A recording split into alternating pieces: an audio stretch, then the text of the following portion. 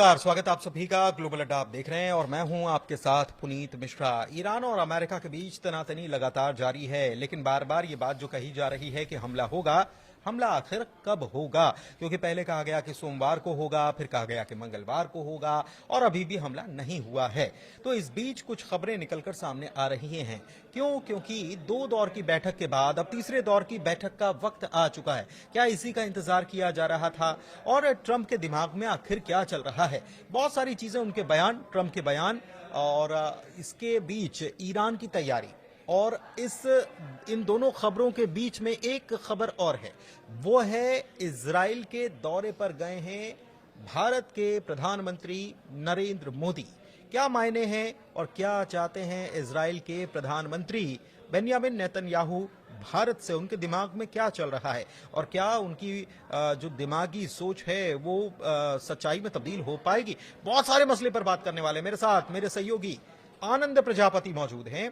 सबसे पहले उनके पास चलते हैं, बड़े अपडेट की बात करते हैं। आनंद बताइए। बिल्कुल, देखिए बड़ी अपडेट यही आ रही है कि जैसा कि अभी सब लोग यही चाहते थे कि वो बैठक का क्या हुआ, आगे बैठक का क्या होने वाला है, तो अब डेट आ गई है। डेट ये है कि कल ही बैठक होने वाली है और ये बैठक वहीं जेनेवा में ही होने वाली है। आपको भी पता होगा कि 2 बैठक हो चुके हैं, लेकिन अभी निष्कर्ष उसका कुछ ऐसा परिणाम नहीं निकला है। लेकिन ये जो तीसरा बैठक होने वाली है, ये भी बैठक वहीं जेनेवा में यानी स्विट्जरलैंड में अमेरिका और ईरान की होने वाली है। इस बैठक में भी जो दोनों देशों के प्रतिनिधिमंडल हैं सेम रहेंगे, यानी कि इधर से ईरान से अब्बास अराक्ची, उधर से स्टुपिटकॉव। तो इन दिनों अब ये देखना ये महत्वपूर्ण होगा कि जो तीसरा बैठक होने वाला है इसमें क्या अहम होने वाली है। क्या ये तीसरी बैठक ही अंत होगी? क्यों? क्योंकि आपको भी पहले बता दिया गया था कि दूसरी जो बैठक हुई थी उस बैठक के बाद स्टीव विटकॉफ और जो खुशनर थे उन्होंने साफ बोल दिया था कि इनसे बात बनेगी नहीं, मतलब ईरान से बात नहीं बनने वाली है, डील नहीं हो सकती है। लेकिन तब फिर भी तीसरी बैठक की डेट आ गई है, यानी कि कल जो बैठक होने वाली है ये बहुत अहम बैठक है। क्योंकि आपको भी पता है जिस तरीके से चारों तरफ से ईरान को घेरने का प्रयास ट्रंप कर रहे हैं, हालांकि विफल भी नजर आ रहे हैं जिस तरीके से खबरें सामने निकल के आ रही हैं। लेकिन इस बैठक के बीच जो अब्बास अराक्ची का बयान आया है वो एकदम साफ तौर से बोल दिए हैं कि हम डील करने के लिए तैयार हैं। यहां तक कि यूरेनियम जो जुटाने वाली बात है उसको भी हम कम कर देंगे, कम करके 2 से 3 साल बाद उसको और थोड़ा धीरे धीरे कम करके उसको ले लेंगे।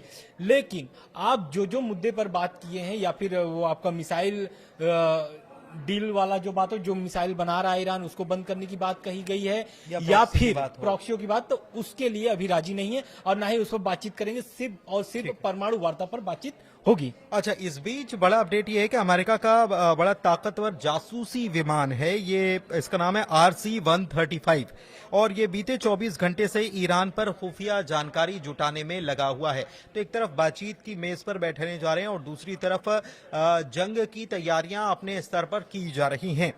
इस बीच डोनाल्ड ट्रंप ने एक बड़ा बयान दिया है और बड़ा बयान जो है वो ईरान को लेकर दिया है और बहुत बड़ी बात उन्होंने फिर से कही है। क्या कहा है, सुनते हैं, समझते हैं। आनंद देखिए, ट्रंप तो इस बयान में भी वही बात दोहराए हैं कि अगर डील नहीं होगी तो युद्ध तय है, उनका ये कहना है। लेकिन इस बयान में उन्होंने बहुत सारे खुलासे कर दिए हैं।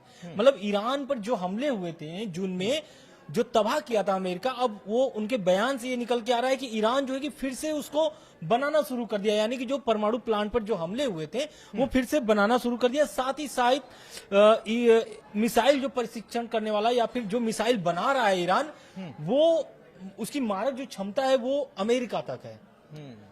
और इसे लेकर के डोनाल्ड ट्रंप जो है कि बहुत चिंतित है। उन्होंने साफ तौर से बोल दिया है अपने संबोधन में कि ईरान ने अपने परमाणु कार्यक्रमों को फिर से बना रहा है। जो 2025 यानी कि जून में जो हमले हुए थे उसको जो नुकसान पहुंचाया था अमेरिका, उसको फिर से बना रहा है और साथ ही साथ मिसाइलें विकसित कर रहा है जो जल्द ही अमेरिका तक पहुंच सकती है, यानी अमेरिका तक मार कर सकती है, उनके कहने का तात्पर्य है। उसके बाद ट्रंप ने कहा है कि कूटनीति से समस्या सुलझाने की पसंद जताई उन्होंने, लेकिन अगर डील नहीं हुई वही बात दोहराई है, युद्ध होना वही बात दोहराई है। लेकिन ये बात क्यों कही गई है ट्रंप के द्वारा, इस बात को समझने की भी बहुत जरूरत है। दरअसल डोनाल्ड ट्रंप के ऊपर ये एक प्रकार से आरोप लग रहा है कि वो ये युद्ध जो लड़ने जा रहे हैं या जिस युद्ध की तैयारी कर रहे हैं वो इजराइल के लिए लड़ रहे हैं। मतलब अमेरिका इसराइल के लिए ईरान से जंग लड़ने जा रहा है और इसी बात पर सफाई ट्रंप दे रहे हैं और उनका यह कहना है कि हम इसराइल के लिए नहीं लड़ रहे हैं, बल्कि हम इसीलिए लड़ रहे हैं क्योंकि एक दिन ऐसा आएगा जब ईरान अमेरिका तक अपनी पहुंच बना लेगा और यह पहुंच ना हो पाए, उसका मिसाइल प्रोग्राम इतना डेवलप हो रहा है तो यह ना हो पाए और इसीलिए हम ये सारी तैयारी कर रहे हैं। लेकिन फिर भी वो कह रहे हैं कि हम बातचीत के लिए राजी हैं और तमाम तरीके की बातें। अच्छा, इस बीच एक बड़ी बात और है, वो जिसे कहते हैं कि आग में घी डालने की कोशिश करने का काम वो डोनाल्ड ट्रंप ने किया है और ईरान में जो प्रदर्शन हुए उसको हिंसक प्रदर्शन बताते हुए उन्होंने ये कहा कि वहां पर 32,000 प्रदर्शनकारियों की हत्या की गई, जो बीते दिनों हमने देखा था, और कहा है कि ईरान ऐसी मिसाइल विकसित कर चुका है कि यूरोप और अमेरिकी ठिकानों को भी निशाना इससे बनाया जा सकता है। आज के दो बड़े अपडेट्स जो हैं उसके बारे में भी बात कर लेते हैं। क्या क्या अपडेट्स, क्या दो खबरें निकलकर सामने आई, आनंद से समझते हैं। देखिए, पहला तो ये है कि भारत के जो प्रधानमंत्री हैं नरेंद्र मोदी, वो इजराइल पहुंच चुके हैं और अभी तक, जब तक हम लोग वीडियो रिकॉर्ड कर रहे हैं इस समय भी, अभी इजराइल के जो संसद है वहां पर उनके संबोधन होने वाले हैं प्रधानमंत्री के, और साथ में नेतन्याहू की भी संबोधन होने वाले, बहुत सारे डील भी होने वाली है प्रधानमंत्री भारत से और इजराइल से। इस बीच दूसरी और जो आ रही है वो ये है कि अमेरिकी जो है 12 अमेरिकी F-22 रैप लड़ाकू विमान जो है वो इजरायली एयरबेस पर उतरे हैं। मतलब एक तरफ बातचीत की मेज पर कल बैठने वाले हैं, वहीं तैयारी भी जोरों शोरों पे है युद्ध के लिए, चाहे वो इजराइल हो चाहे फिर वो अमेरिका हो। और इसके साथ साथ एक तरीके से ईरान पर ट्रम्प की तय जो समय सीमा थी, यानी कि जो 10 दिन का उन्होंने समय दिया था ईरान को, या फिर खामनेई साहब को डायरेक्ट कोट करके, तो वो अभी समय पूरा बीतते जा रहा है, मतलब नजदीकी होते जा रही है।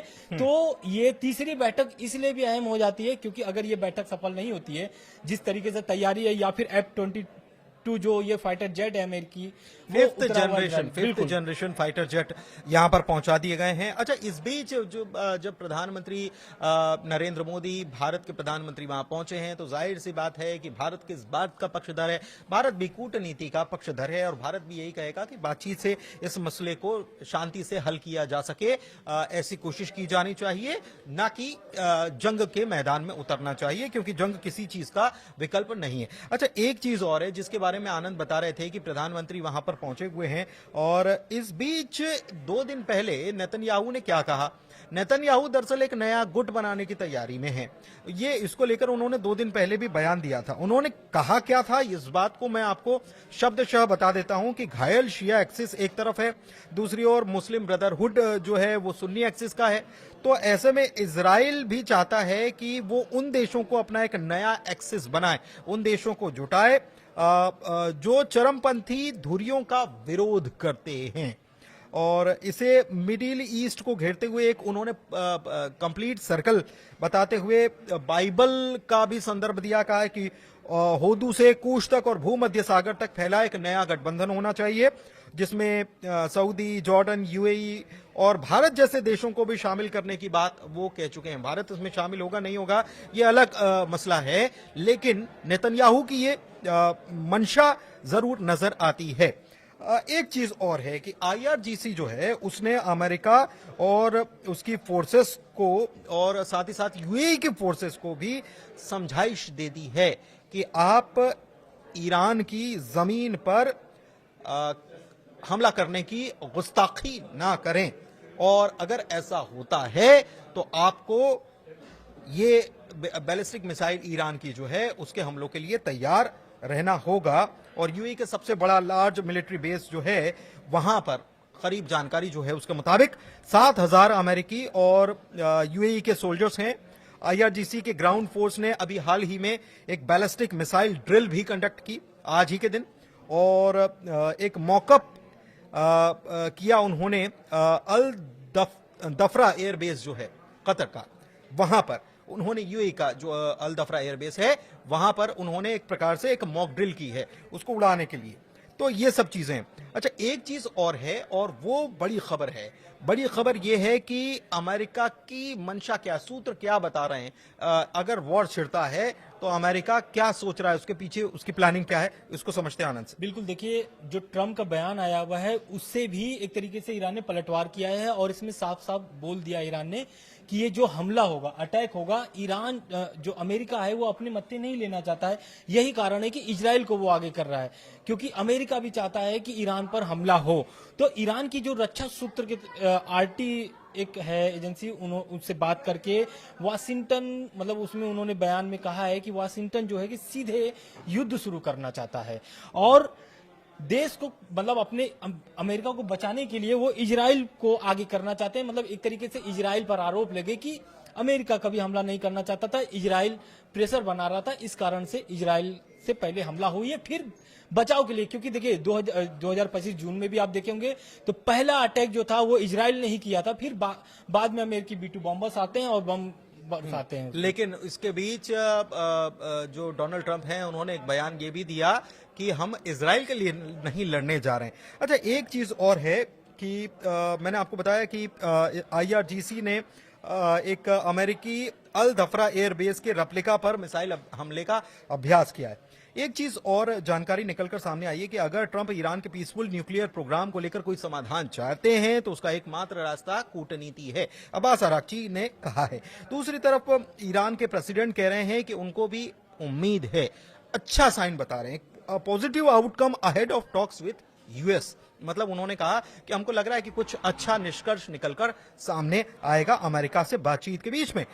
एक खबर और है, वो है कि ईरान ने 450 से ज्यादा फतह हाइपरसोनिक मिसाइल जो है इराक, कुवैत और UAE की बॉर्डर पर तैनात कर दी है, जिसकी रेंज जो है 250 किलोमीटर है और 5 मैक की स्पीड से ये 225 किलोग्राम वॉरहेड ले जाने की तैयारी में, क्षमता में है। तो ये सारी चीजें क्या बिल्कुल, बताती हैं? देखिए एक इसके साथ तो एक और तैयारी है ईरान की, और वो एक तरीके से रूस और चीन से समर्थन भी मांगे है, ईरान ने मांगा है। क्यों? क्योंकि आपको भी पता है कि हुर्मुज में जो है कि एक तरीके से युद्ध अभ्यास हुआ था ईरान का।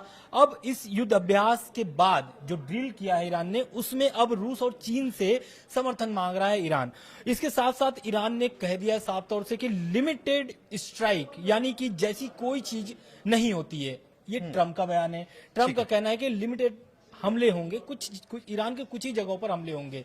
तो इस पर खामनेई साहब का बयान भी आ गया था कि खामनेई साहब का कहना है कि अगर ईरान के किसी भी क्षेत्र में एक भी हमला होता है तो ये रीजनल वॉर में तब्दील हो जाएगी। उसके साथ साथ एक और खबर सामने आती, खबर ये भी है क्योंकि अब जिस तरीके से तनाव बढ़ते जा रहा है, तीसरी बैठक होने वाली है कल जेनेवा में। अब ये बैठक बहुत महत्वपूर्ण है क्योंकि 24 से 48 घंटे वाली जो अब एक तरीके से वो डेडलाइन चल रहे थे कि 24 घंटे में या फिर 48 घंटे में हमले हो सकते हैं, तो अब ये बैठक तय कर सकती है कि आगे क्या होने वाला है। उसके साथ साथ तेल की कीमतों में हल्की बढ़ोतरी देखी गई है। ये कारण इसलिए हो गया क्योंकि जिस तरीके से बैठक टेंशन बढ़ रहा है। बिल्कुल टेंशन बढ़ रहा है। अच्छा, इस बीच आप ये बात सोच रहे होंगे कि अमेरिका और ईरान के बीच इतनी टेंशन है, तमाम चीजें हैं, लेकिन हमला क्यों नहीं हो रहा है? हाँ, तो इस चीज को आप इस बात के से समझिए कि ये आज की स्क्रिप्ट नहीं है या आज के हालात को लेकर ये सब तय नहीं हुआ है। आप ये समझिए कि जो 12 दिन का जो हुआ था वो तो केवल एक पिक्चर का ट्रेलर था। क्यों हम ये कह रहे हैं? क्योंकि जब 12 दिन हुए और तब जब ईरान सबसे कमजोर था, उस वक्त, कमजोर कहने का मतलब मेरा यह है कि ईरान ने अपनी मिसाइल पावर तो दिखाई, लेकिन उस वक्त ईरान की फ्रंट लाइन जो थी उसको तोड़ने का काम किया, टॉप लाइन जो है उसको तोड़ने का काम किया था मोसाद ने। और उस वक्त अगर आप देखेंगे तो उस वक्त अमेरिका चाहता तो और आगे हमले बढ़ा सकता था, लेकिन अमेरिका पीछे हट गया। क्यों? क्योंकि एक होता है प्लानिंग और दूसरा होता है एग्जीक्यूशन। तो प्लानिंग तभी हो गई थी कि 6 महीने बाद क्या करना है, और ईरान को भी इस प्लानिंग की कहीं ना कहीं भनक लग चुकी थी, इसलिए ईरान ने अपनी तैयारी जो है पूरी तरह से मुकम्मल कर ली। अभी भी इसलिए नहीं हो रहा है क्योंकि प्लानिंग जो की गई है उसके हिसाब से एग्जीक्यूशन अभी हुआ नहीं है, अभी जमीन पर वो तस्वीर नजर नहीं आ रही। और सबसे बड़ी बात, सबसे बड़ी दिक्कत यह है कि जो प्लानिंग बनाई गई, जिन लोगों ने बीच में बैठकर प्लानिंग बनाई, उन लोगों से इतर जिनको एग्जीक्यूट ये करना है वो अलग दुविधा में फंसे हुए हैं। हम बात कर रहे हैं अमेरिकी सैनिकों की। गेराल्ड फोर्ड जो जहाज है उसका टॉयलेट जाम हो जाना, पहले से ही वो खराब था, उसको भेजा जाना, क्या ये जिद है? दूसरी तरफ पेंटागन की तरफ से यह समझाइश देना कि ईरान से बातचीत के जरिए मसला हल कीजिए, ना कि युद्ध, क्योंकि युद्ध होगा तो अमेरिका को खासा नुकसान होगा। इसका मतलब ये कि प्लानिंग तो हुई, लेकिन प्लानिंग में उन लोगों को शामिल नहीं किया गया जो इसका अहम हिस्सा थे, और उसका नतीजा आज ये है कि अमेरिका कहीं ना कहीं बैकफुट पर नजर आ रहा है। लेकिन अभी कल की बैठक होगी, और कल की बैठक के बाद क्या होता है यह बहुत ज्यादा इंपॉर्टेंट है, और इसमें भारत की तरफ से इस मामले पर क्या कहा जाता है, क्या संदेश दिया जाता है, यह भी बहुत इंपॉर्टेंट है। इस पर नजर बनी हुई है। फिलहाल चर्चा को यहीं समाप्त करते हैं। कैसा लगा वीडियो, कैसी लगी जानकारी, जरूर बताइएगा। ग्लोबल अड्डा को प्यार देते रहिए। बहुत शुक्रिया। शुक्रिया।